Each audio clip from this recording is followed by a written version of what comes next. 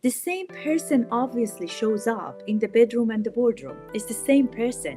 And the way we do one relationship is the way we do them all. But you know why it's hard? Because they Why? don't know where to put their efforts. I am yet to see a person who didn't make it in a loving relationship because they were lazy.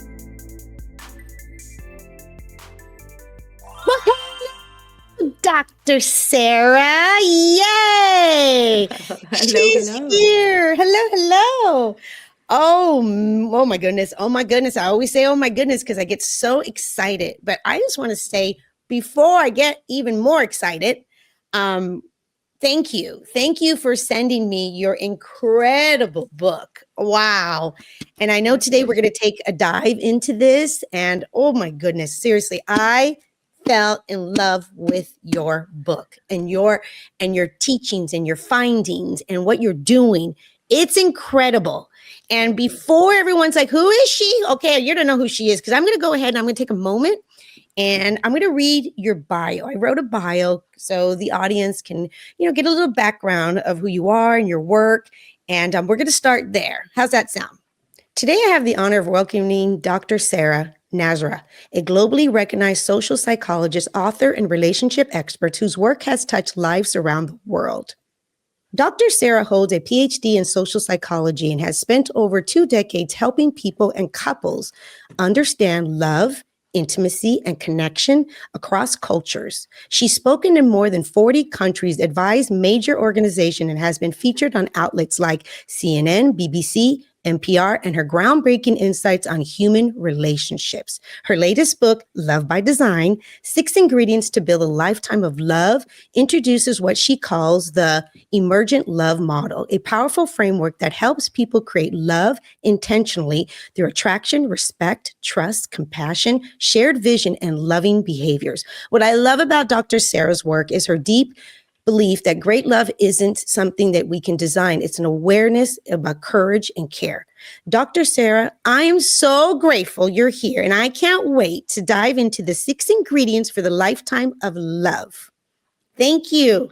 Oh Of my course. goodness. I had the pleasure of, receiving your book and truly taking such a deep dive into this. And what you talk about and how you explained it was so powerful. And it really put it in a way that was applicable, something we can do, and all the levels of how you explain this. So even I know we're gonna get into this. I have so many questions, but first of all, thank you for being here. Of course, my pleasure. Thank you for having me. I really wanted to start this. This really was on my heart. I thought about that. I'm like, how did this book truly, honestly, just get birth? What inspired you to write such an incredible book? And what is this book all about? I know what it's about, but I want the audience to hear. Sure. So usually I had a mentor many, many years ago, almost 25, 27 years ago. And I asked them before I write any of my books, I said, well, I really, really want to write a book. And she just looked at me and said, Sarah, is there something inside you that you feel it's bursting to come out? Is there something that you think if you don't say it, then you will regret it because you feel you're depriving the humanity of it? When you reach that level, then start writing a book. So I did not have that 20 something years ago, obviously. And then little by little, as I started seeing clients and traveling the world, working with different people, I always tell people that I'm your relationship architect because as a psychosexual therapist, so I work with very intimate spaces of people's lives. And then the couples therapy, and also I do a lot of work with the United Nations and governments and a lot of, so from the most intimate to the most public facing ones. One thing that I learned over the years is the same person obviously shows up in the bedroom and the boardroom. It's the same person. And the way we do one relationship is the way we do them all. Oh, So if you really operate from that perspective, and also as a social psychologist, I get to see the trends, the patterns that people have in this place, that made me think, that instead of sitting in the room with my clients, heartbreak after heartbreak after heartbreak, um, I can actually do more than just holding safe space. I have the privilege and the blessing to sit with people day in, day out, hear stories of success and not too many successful stories. And what can I do to bring this on to the world in a way that people can actually trust is not just an anecdote. Not that anecdote, there's anything wrong with anecdotes, but as also a scientist, I would like to know that, let's say, for example, if I am telling you, oh, Charlene, you can do this and this and this. Is it only for you? Could it be applicable to other people? So that's why that I started to do the research for the book. So basically, I studied with 312 people, couples that I personally work with over 10 years Wow. of, and the criteria I had was from all different orientations that they are coming from, different backgrounds. I wanted to see what makes relationships thrive. So little by little, certain data points emerged. Little by little, I'm like, oh, many people talk about empathy. Many people talk about respect. Many people. So these are the words that I hear. And remember that, as you mentioned, I work across countries, across languages. So if you really translate those terms, those were the terms with different nuances across cultures. It still came up. But they didn't mean the same thing to people. Okay. Okay. So I thought, okay, so after the first round, this is still qualitative. I'm, working with people, and it's still me doing the research. Then I teamed up with Dr. Azarmina, and then we developed a whole research around the U.S. representative sample of 159 couples and more than 340 individuals. Wow, that's fascinating. Okay. So what we wanted to see was, is it just me, my subjective opinion that these things emerge, or actually real couples who, in this case, they've been together from 1 to 40 years. I wanted to see whether the person who is in a relationship for 1 year and 10 year and 30 year, 40 year, do they still agree on these? So we can distill the wisdom, so to speak, not just something that just happens and fizzles out. Then we realized that yes, there are certain things that people actually cultivate throughout the lifetime, that makes their relationship not only survive but thrive. They're happy to wake up every day with this person. Yes. They're happy to wake up feeling the purpose. They don't have FOMO, they have JOMO. I So love joy that. of missing out. It's a very interesting concept, It's and I thought, oh fantastic. my God, I can't know this knowledge and die. Just take it to me, with me to the grave, Yeah, and yeah. I better put it somewhere, out there in the world. And book was one of the ways that I could release it. Oh, that's So fantastic. Oh my goodness. You know what I love? I love that that's what it comes to is really equipping people with, some reality and tools that they can apply into yes, their life to really change the dynamics. And I love what you just said. And not say it again, not FOMO, but but Jomo, just because people come to me and say, so is this good. the right person? Am I settling wrong? How do I know she's the one? That's FOMO. Like, how do I know something better is not around the corner? But Good. when you are in this emergent love, when it's really in your life, everyday life, you wake up every day thinking, you know what? There's that beautiful person out there on Instagram, on, whatever, party, whatever. But you know what? I have joy of missing out. Let me miss out on that because I have this. So that That's kind good. of thing, that you're not constantly preoccupied, whether this is the right place to be, right person to be with, that place. That's really good. You know what? Let me ask you this. So that brought me actually to my first question. This is I'm gonna Let's get go. so excited. Here we go. Okay. So in your book, Love by Design, that the one we're talking about, you say that great love isn't something we fall into. It's something we create. What Mhm. inspired you to really dive deep into that and get those findings that it is truly something that we create? And why do you believe that? Because a lot of people come to me and say, maybe I'm broken. They really use that language, and that there and then breaks my heart. Yes. We talk a lot about how, childhood trauma and adverse experiences, or if you didn't have a healthy attachment, then you have to work on yourself and work on yourself and work some more. And it's not as complicated as we might want to think.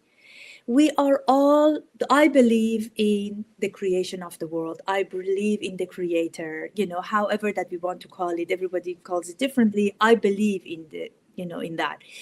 And with that belief, I believe that I'm not better than you, you're not better than me. Yes, we all had different experiences in life, but it doesn't mean that we are broken. It's something really innate in us, that we are seeking that loving relationship. We are seeking to be seen and nurtured and nourished in that pair bonding. And if we can help people to design the love the way that they see in their lives, then not normalize it and say that, you know what, this is the definition of love, everybody needs to get that. No, maybe my definition is different, my fulfillment is different. If we can normalize that for people and then give them some steps to get to that fulfillment, whatever that feels, and it feels right to them, then we have achieved something in this world. So that's why I think it's going to be created and everyone can do it, rather than just lucky few. No, Dr. Sarah, let's break this down a little bit for them in the sense of what starts happening, because we meet each other, right? So, because I work with so many couples, and they meet each other, and they're happy. They're like, okay, we're good. We get married, we're everything's pretty decent. And then I love that you said that. Then we start having these moments that we truly start believing, did I pick the right person? Oh man, am I stuck? Oh, you know what? Oh, maybe I married this one too fast, or maybe this, or maybe that. What actually starts happening? I want to break that down because I think it's universal, like you said, in relationships. Okay, Absolutely. let's start there. Let's break it down. So look, there's a reason we are attracted to certain people than others. First, we need to admit that, because sometimes by default, we look for people who are familiar, who we feel like, oh, okay, so this is the situation I know how to handle, whether it's healthy or not. Okay. Another situation, extreme other side of the spectrum, is when I'm coming from something that I really don't want. So I run away too fast and too far away that I fall off the cliff on the other side. So basically, we are attracted to people to augment something that we want and we know of, or we avoid, something that happened for us in our lives, and we feel like, the other side of the spectrum is good. So if you really keep that in the back of your mind as the overall, overarching concept, what brings us together, unfortunately, is based on a myth that we are thinking that sexual chemistry, the butterfly, whatnot, needs to be there. If I'm not attracted to you sexually, if the sexual chemistry is not there, then it's not going to work. But in our research, actually, we found that sexual chemistry is a very small component that brings people together. And maybe it creates very hot experiences for people. Yes. But it's not a foundation to build on. Science shows that within average, for most people, average, that infatuation phase lasts for 2 years. Yep. Give and take. And not considering that within that 2 years, life happens, children happen, pet happen, like whatever. Right. So these sort of things that, the whole idea of love, we need to rethink it. We need to really look at it in a different way. As Einstein said, we can't solve a problem with the same frame of mind that created it. So we really needed a new perspective to come and say that, who said this, that love should hurt? Who said that true love should break your heart? Who said this? Okay, let's take a step back. That is so disempowering, but that's a lot of the messages. So true. So true what you're saying, because those are really overall, I mean, gosh, you talk to people in different cultures and just different ages, and I hear that so often. Oh, love is hard. Oh, it's, this. Okay, yeah, keep going. That's really good. But you know why it's hard? Because they Why? don't know where to put their efforts. I am yet to see a person who didn't make it in a loving relationship because they were lazy. It's not that people are lazy or, they don't get it. It's just that they're malinformed, They're because malinformed. they are coming to this thinking, you know what? We have this love, and love conquers everything. That love exists, but that's the universal love. Oh, I love you, Charlene, because you're another fellow human.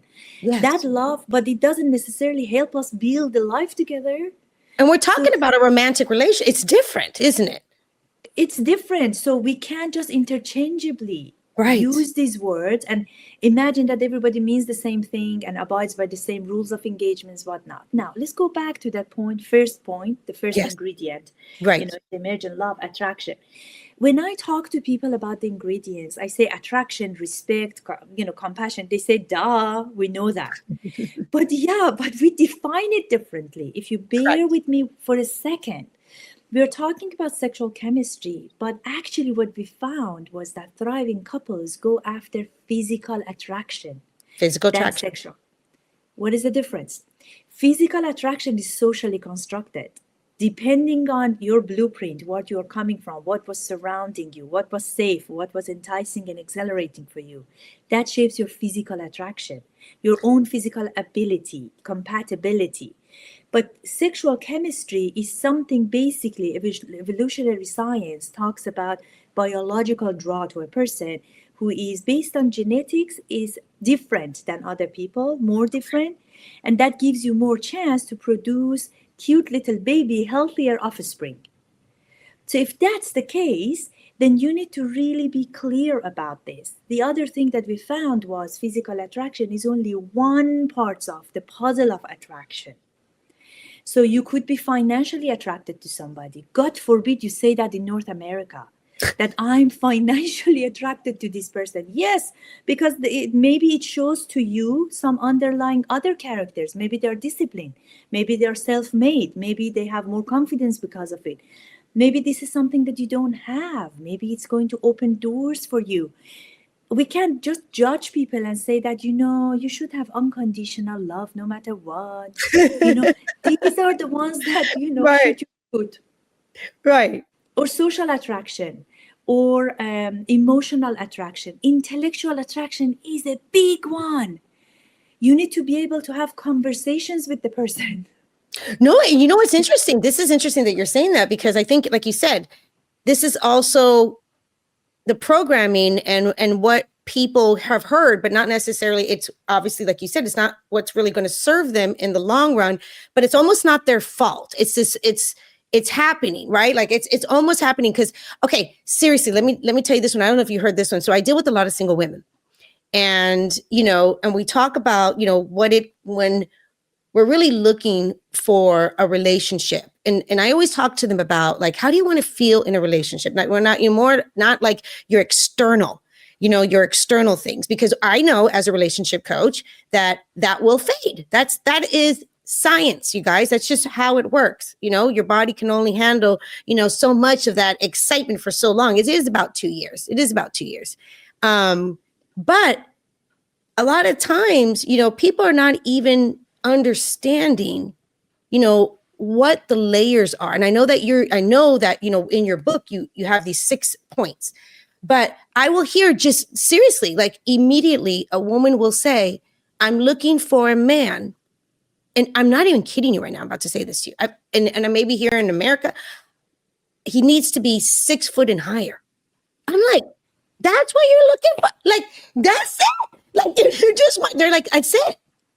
Explain this. What is happening to that woman when she's thinking that? Well, when you are fixated on one feature than the Yes. other, you are missing out on the whole other spectrum of things. I would ask that client that, let's say, for example, you have that man 6 foot tall, Okay. and you're sitting at dinner table, And hopefully by then I have enough knowledge of my client to bring up other things. Let's say, for example, she is the person who also has sensitivities around the person who doesn't have table manners, who doesn't have respectful manners, who doesn't pay attention to the surroundings, and they're not trustworthy. Then are you going to put up with them because of that? Like because they're That's tall? because he's over to. Oh, that's good. That's good. So it's, there are certain things that people are fixated. And I think as, professionals of different categories that we work with people, we need to be that perspective. Once in a while, I don't know, like 20 something years ago when I was getting trained, there was a difference between coaches, counselors, therapists, and the difference was one person would just hold their space and say, yes, almost confirmation bias. Wherever that the client went, we went with.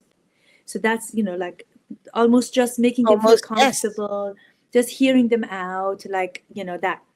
But then over the period of years, especially if you are you believe in your own capacity. I'm just speaking with colleagues right now, that if you believe in your capacity, that you've been in this, you've seen the pain of people, you can do better than that. You can ask people questions, maybe not direct them towards a certain direction, but even ask them a question that, what makes you think that? Who was around you that was 6 feet tall, that made you believe that they are going to maybe pose as that protector?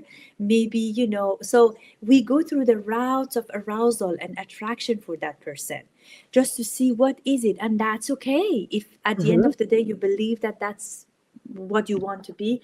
I wanted to be with a tall person myself because I wanted to make sure that, it was just very attractive to me because my father was tall, men in my family were tall, and I'm a tall person myself. So I really wanted that, almost, I would say, compatibility, social almost compatibility, physical compatibility.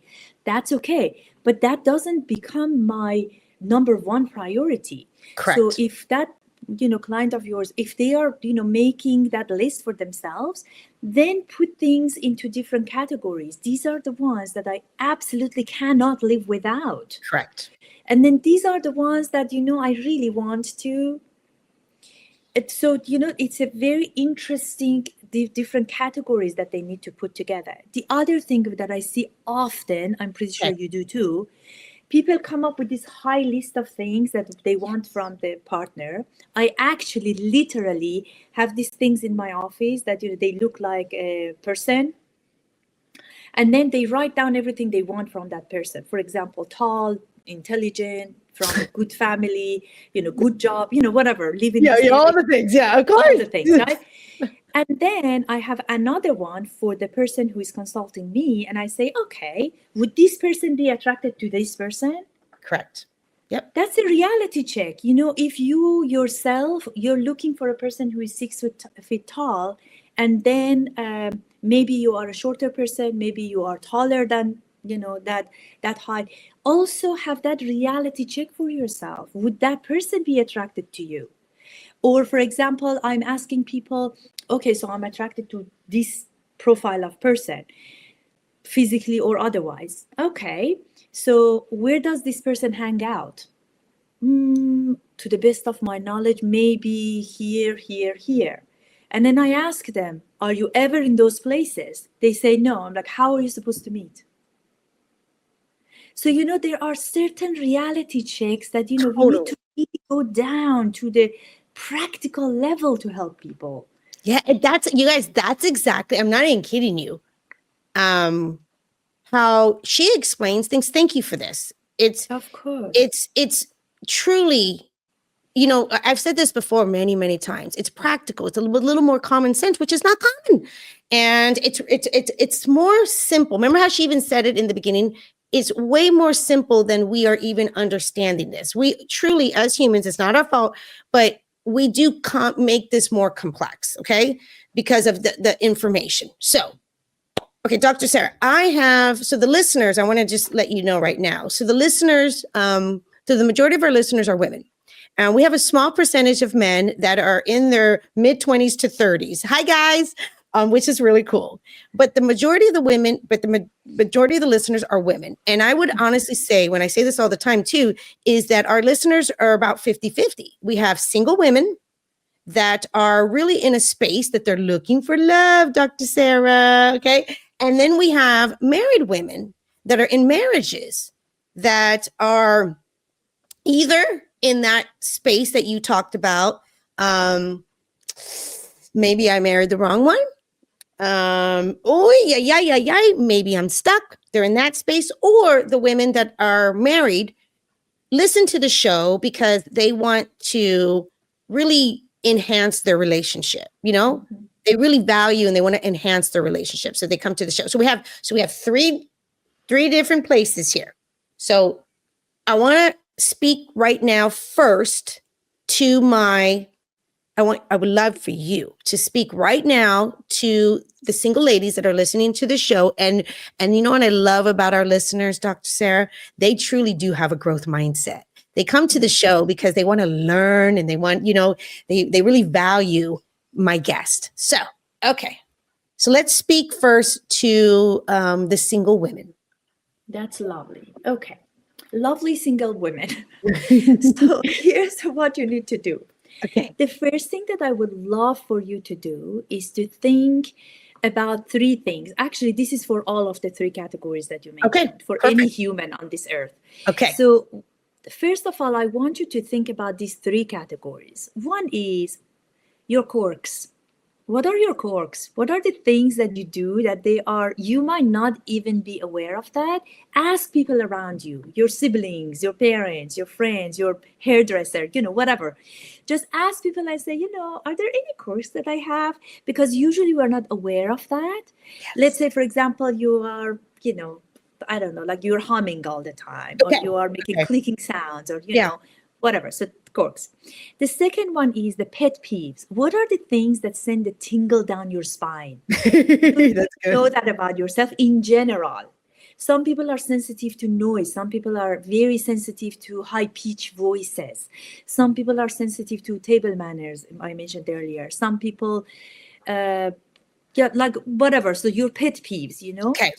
And then the last but not least, you need to know your sensitivities. We all have sensitivities based on previous experiences. For example, Okay. what is sensitivity?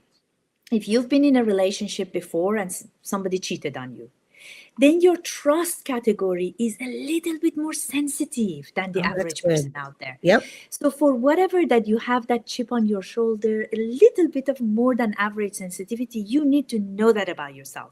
Right? Okay. Now, if you have that, then when you are having a conversation on a date, or when you are having a conversation with your partner, even in long-term partnership, you pay attention. They are intentional for you. For example, I was having a lecture somewhere, and it's really interesting. The person who was doing the audiovisual for the theater came and said, "Oh my God, I didn't realize that when my wife constantly says, like, for example, put your socks in this basket. Now I understand that was a pet peeve for her. I just thought that she was just complaining. Oh my God, I was so disrespectful without knowing."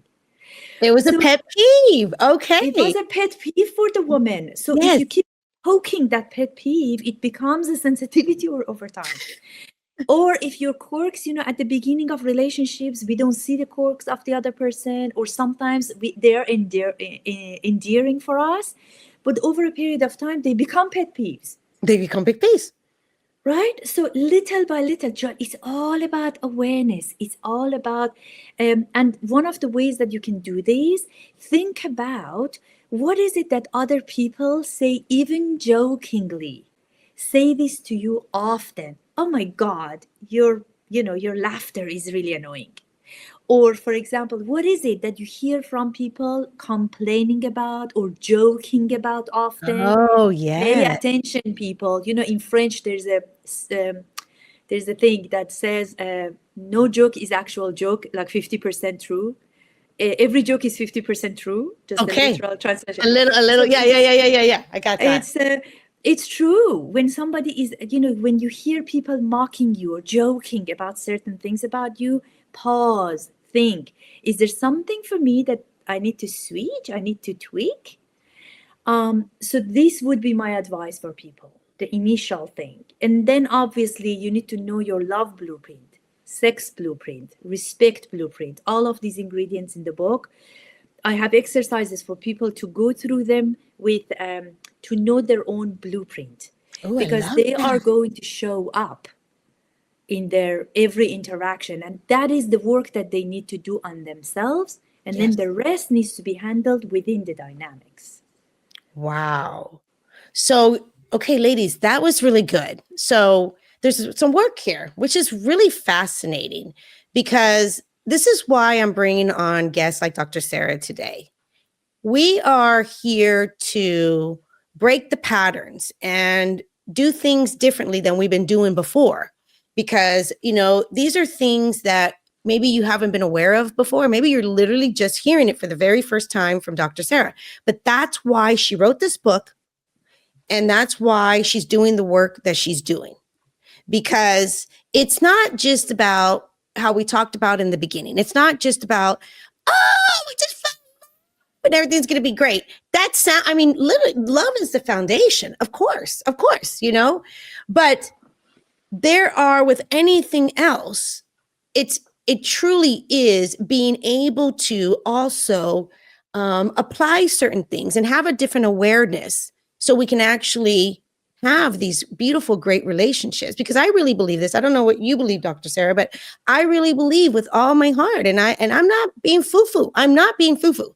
I really believe with all my heart that relationships should be, fun and kind and respectful and loving. I really believe that. And I mean, that's truly the relationship is not a perfect, no thing's perfect. That's okay because we're humans. But that's the relationship that I have created with my husband. And he really is my best friend lover, Sara. Like he really is. And we have learned to grow and mature. And I, as a woman, honestly, I had to take a lot of deep awareness of Charlene. And I know that your book, that's what I loved about this book so much too. You give us that opportunity. You give us that opportunity to have more of awareness of us and how you said that. And let me ask you this. Okay, so we're gonna shift a little bit here. Thank you for that. That was really good. When you talk about the six, I'm going to read this, the 6 key ingredients: attraction, respect, trust, compassion, shared vision, and loving behaviors. If someone feels a few of these are missing, where can they start to rebuild that foundation? So for the women, so let's talk about my married women that are in the relationships and they're like, oh, okay, we're not having all those. Where can they start to rebuild that foundation? What do they need to look at? Sure. So the first one, if I may, I want to point out that the definitions that we have for these are different. So for example, one thing that I'm learning, I'll give you an example. Okay. So I had a couple that the man had this habit of meeting different women and, having quick relationships with them, one night stands, whatnot. So by the time they came to me, I found it very disrespectful, because they are in monogamous contract with each other. And from where I'm coming from, respect is you commit, your sense of integrity, forget about the other person. What am I promising to myself? Am I respectable at this moment in time when I'm doing this, when I have my commitment somewhere else? So these sort of things. And then the woman in the scenario, this is a heterosexual, married couple. The woman said, I feel like he lacks compassion because he sees how much I'm hurting. He still does it. And then the guy said, the man in this scenario said, no, actually, I think we lack shared vision because that's not how I envision the monogamy. So 3 people, same scenario, we are seeing it differently.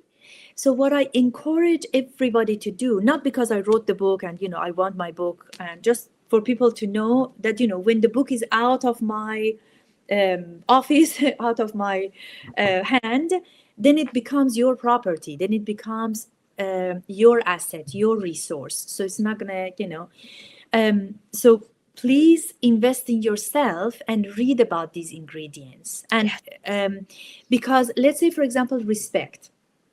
You're mentioning, Charlene, that in your relationship with your husband, you want to have it fun. You have him as your best friend and lover at the same time. So you are aware of different roles that you have for one another. And within each of those roles come certain rules of engagements with expectations. Yes. We need to, right? So when we say respect, for example, respect literally as a word means to look again. What it means is that you're not taking anyone, including yourself, for granted. And within that, many people, for example, think boundaries. Okay, I have to have firm boundaries. Talk about the boundaries. Yes. Especially in this culture, people cut each other off. You're going to suffer because I want to do self-care. Boundaries, the way that I would like to define it, boundaries are invitations. I'm going to set you up for success as how to be around me, how to treat me. They are loving and firm. That's how you know your boundaries are healthy. They need to be lovingly, firmly, and on time put in place. If you find yourself passive-aggressive and explosive, that's not boundary. That's not boundaries. Right? So if you are putting your boundaries out there as invitations, those are boundaries. So if you're respectful to other person's boundaries, that's how we define respect. And respecting your own boundaries. You mentioned, Charlene, that majority of your listeners are women. Let me tell you something about us as women. We are terrible at boundaries. And it's not our fault, because it's not our fault. We are. Talk about that. Oh my goodness. What is up with us?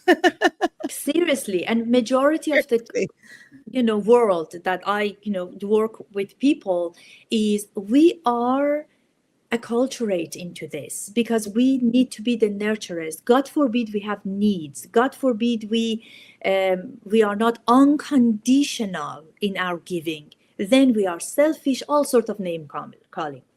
To avoid that, we develop this fragile ego that if I want to say, you know what, I can't really have coffee today with you, but you know what, I can have a phone conversation. Do you want to hop on the phone? We don't allow ourselves to do that. The invitation is, if I'm coming to that coffee place and I don't have the capacity, I'm stretching just because of my people pleasing and, just the whole culture telling me that. Yeah. That's good. If I want to do that, my brain is not present with you. Maybe physically I'm there, but I'm miles away. How's that going to help anything? But if I hop on the phone for 10 minutes that I have, and I know that I can dedicate to our conversation, I'll be fully present. Yep. So within that, that's how I define respect. I put all of that under the category of respect for me, for you, for our dynamic and relationship. I love that. That is so important that you're explaining it like that. And I love that you're saying, respect. And I think that's the part that people miss. Respect is here first, too. Mm-hmm. It's about you. It's like you. Oh, that's so good. Okay, ladies. You have to be respectable. You have to be. No, seriously. Because, okay, you guys, that's why, again, I'm just saying this. Today, what I love about these conversations, and you guys see, I try to have, I don't do short form. I don't do 30 minutes in and out. No, that doesn't work for me. No, because this is so much more. This is so much more meat here. Okay. But overall, the reality is, I have Dr. Sara here today, and her work is so amazing. There's layers to it. It's not just one thing or the other. So what she's doing today, which is fantastic. Oh my God, you're doing such a good job. And what she's doing today, she's giving us, like points. We're having a conversation, viewpoints. But that's why we're not, and this is what I believe too, as a podcast host. I bring on guests like Dr. Sara because I actually want you guys to follow up on this. This is how we actually make changes. Like, actually, I'm serious. Like, she's not telling me to say this. This is real. This is why I'm doing what I'm doing. Okay. You know what I mean? We're not going behind the scenes. You guys, get the book. For real, get the book. This is a tool. It's an actual tool. It's a tool. And it's something that can actually help you, and not just help you guys with romantic relationships, help you with life and how we show up with talk about that. I honestly believe that because, like my son is 11, so I'm not Mhm. going to, have him read the book now. But the elements that I'm teaching him of loving behavior, compassion, respect, they're all there. So when Yes. you read it, you will see. And I receive so many emails and, calls to tell me, oh, you know what? I'm not in a relationship, but I did that with my daughter. I'm not, and what do you think I teach for corporate? The 6 ingredients. The 6 ingredients. So it's just at the core, it's not too complicated. It's just a matter of, we are not simplifying this. I'm just trying to make sure that you realize this is, I hate to put it in these words, but really I have to, it's easier than you think. Yes. It's just no, please say mindset. that. No, Dr. Sarah, say that. That's really good. It's really, so that's why I say everyone deserves to be in the loving relationship they desire. And I don't use that word deserve lightly, because I know we all do. And the world is going to be such a better place. It When is. we all are anchored in that pair bonding that is humanly needed. Yes. However yes. you want to define it. Like in the book, I define 8 ways that people call themselves couples. It's not just one way for everyone. It's just a matter of you learn with the relational literacy that is evidence informed. You know that it could apply to any human, and then practice the fluency part of it. Yes. So that when you are in that space of any relational space, it becomes a place of nurturing you rather than depleting you. No, I believe that. That's why I love the tools, because I believe, when we get married, it's, marriage and commitment is awesome. I get that. But I also feel marriage is like literally a people building machine. You know what I mean? Because it's giving us opportunities. It's, because you can say, a lot of us people, we can say we're going to do the work and we're going to get awareness and we're going to start, learning how we're showing up, and that's awesome. That's fantastic. But you guys, seriously, then you get in the marriage, and this is where you're going to apply it, apply it to really see, okay, so, I said, for an example, yes, I'm very patient. I'm a good listener. Okay. Well, when you're in the marriage, that's where you have an opportunity to apply that and learn the principles and apply the principles. So let me ask you this. Okay. Ooh, this is so good. Oh, don't get off this podcast today. Here we go. I just got something right now. You remind us that we're never stuck, that love can evolve when both people are willing to grow. What have you seen happen when couples choose to design love together? May I read a text from my client who sent me a text this morning? Yes, Dr. Well, Sarah. actually, I don't know. Confidentiality-wise, I can't, but I will tell you the gist of it. Okay. So I had a client a while back who came to me very, very, and this is one example of many. Yes. Okay. Very disheartened. Is this it? I'm so disillusioned. Nobody told me marriage is like this. And she was in, her marriage for more than 23 years at the time that I saw her. Okay. She came. Hold on. Let me just say this right now. So Dr. Obviously Sarah is telling us a story of one of her particular clients. I love this because it's real time, real people. Okay. Now, she had a client that was married, you said, for about 20 years. And she came to a, what is it? Like this realization, she thought that it wasn't for her. Maybe it was, what was she telling you? She was just exhausted. And I felt for her because, I could see that she was working so hard. I'm doing this. I'm doing all the right things that, listening to the podcast and going to this and that. Why is it not working? Oh, and then as we started working with each other, changing of the mindset that, because she was convinced that I'm out of love. So you are out of love because you're out of liking. When was the last time that you looked at your partner and actually complimented them with something that made meaning, like, created some meaning for them in this phase of life.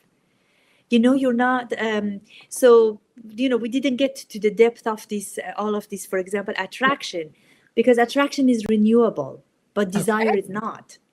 Oh, wow. Oh, wow. We're going to break down that one really quick. Say that Sure. again and explain that to us. So attraction is renewable, but desire is not. Desire, chasing chemical reactions of the sexual chemistry, it feels like tickling yourself. It's not going to work, right? It really, scientifically speaking, it's not going to work. But if you are through the act of reciprocal liking, as we call it in social psychology, is when you feel like I like you, you tend to like me back. There is that warmth.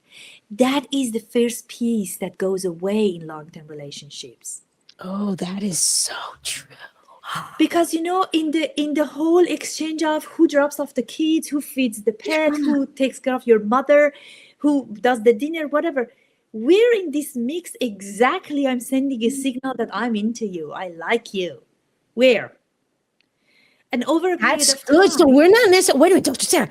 So it's not necessarily that you fall out of love. You fall out of liking. You fall, you guys, he just dropping some nuggets. Oh my goodness. No, you know how many people believe that they fall out of love. Yes, that's the language I hear. I love them. I'm not in love with them. I'm out of love. I chose wrong. Oh my God, we drifted apart. Heartbreak.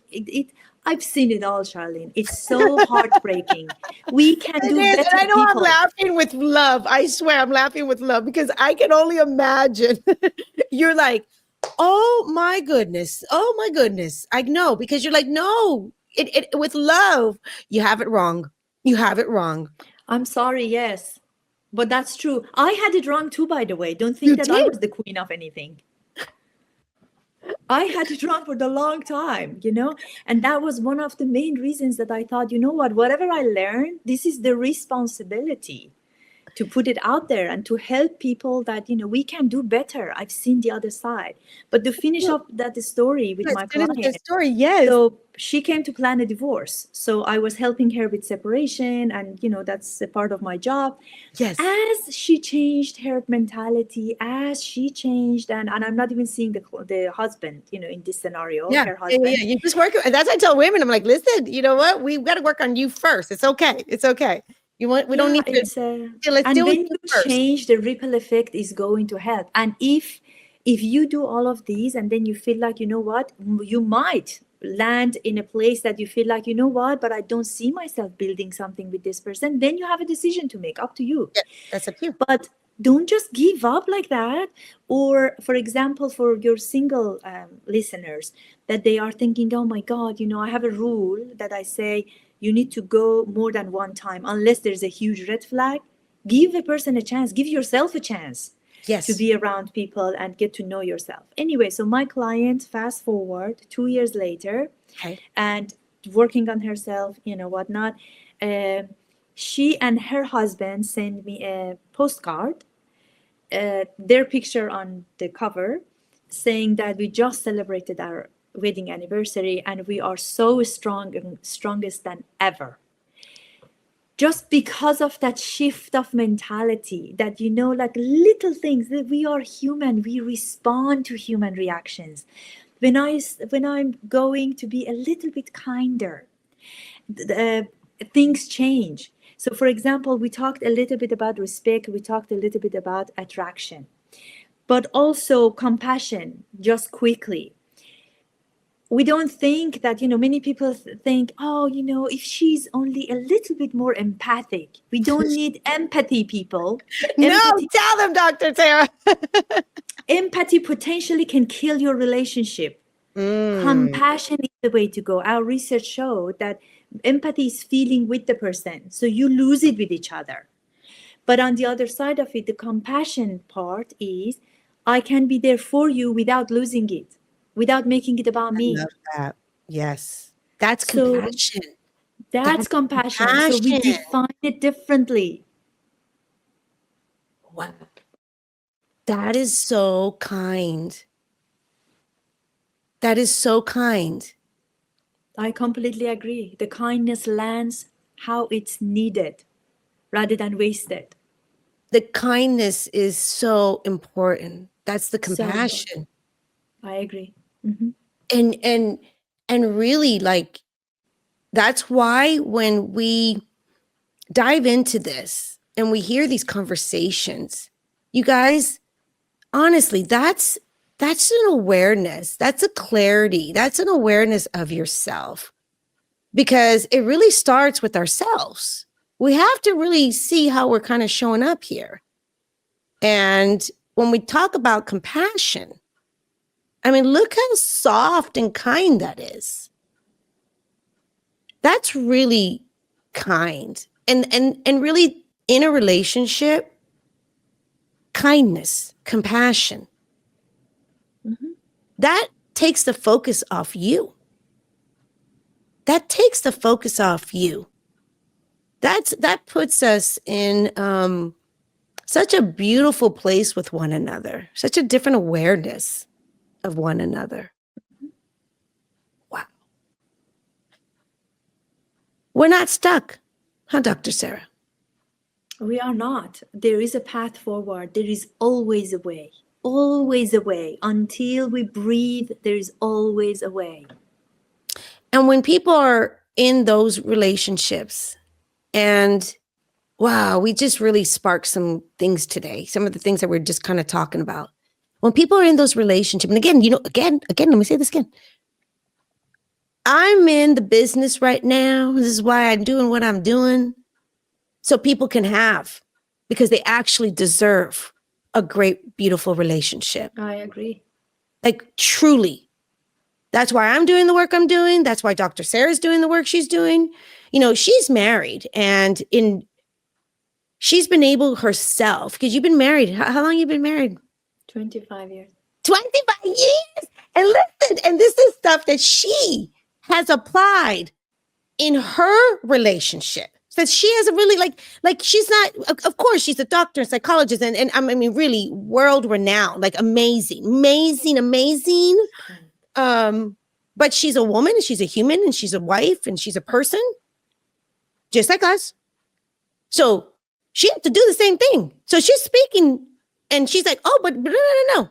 She already said earlier that, she had to do this too. Because this is all of us. Dr. Sara, please tell everyone. Of course, whenever that we get into a situation with my husband says, pause, what would Dr. Sara say? Because we all have those moments. It doesn't matter. Again, so the link between literacy and fluency, it's not always fluid. Sometimes Correct. you block it out, your defenses come out, whatnot. So that pause to re-anchor you, for me, helps, because I can draw from that knowledge. Also, I want to give your listeners the full circle of the 6 ingredients. Yes. So we talked about the compassion, trust. Trust, as soon as I say trust, people say, who slept with whom? It's not that.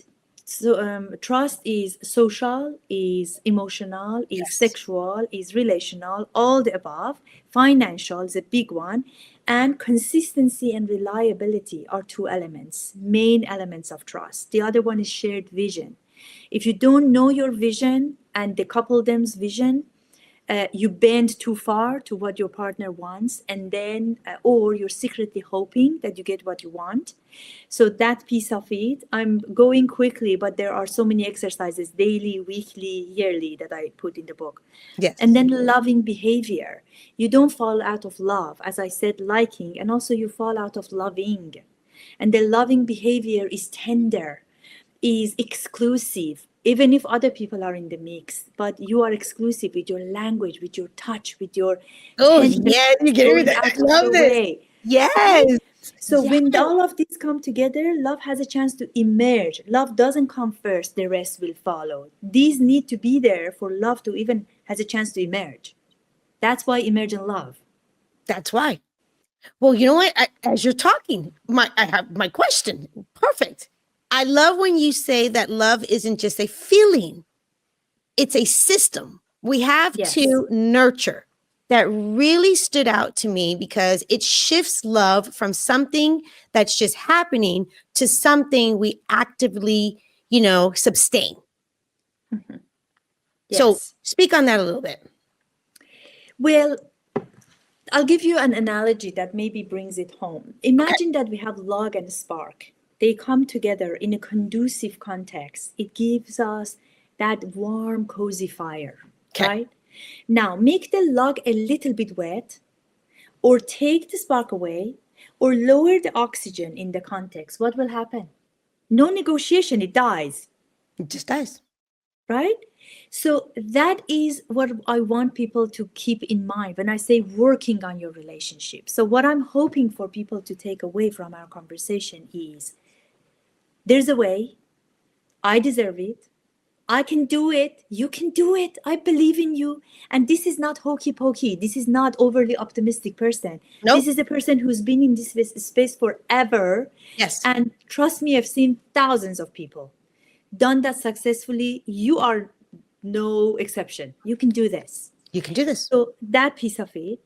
And then you are going to do great by yourself, by all the people around you. And that's warmth, that fire that you create is going to warm everybody else around you. And you're going to create a positive ripple effect for the world. That's why I say create world peace one relationship at a time. This is not a slogan. I believe in it. I've seen it. It works. It works. No, and I believe in it too. I read this book. Again, here we go again with the book. Seriously, it is the manual. Mm-hmm. It really is. It is beyond. And you guys, when she keeps saying to you, we're not going to go read something, you'll be like, what? No, you're going to read something and it's just going to just hit you so hard because you're going to be like, oh, that really makes sense.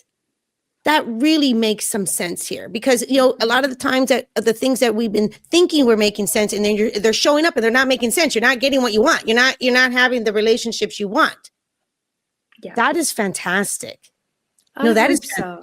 No, it really is. I've been doing this for a while too. Let me tell you, Dr. Sara, I'm not just coming on here, just an average person when it comes to relationships and love.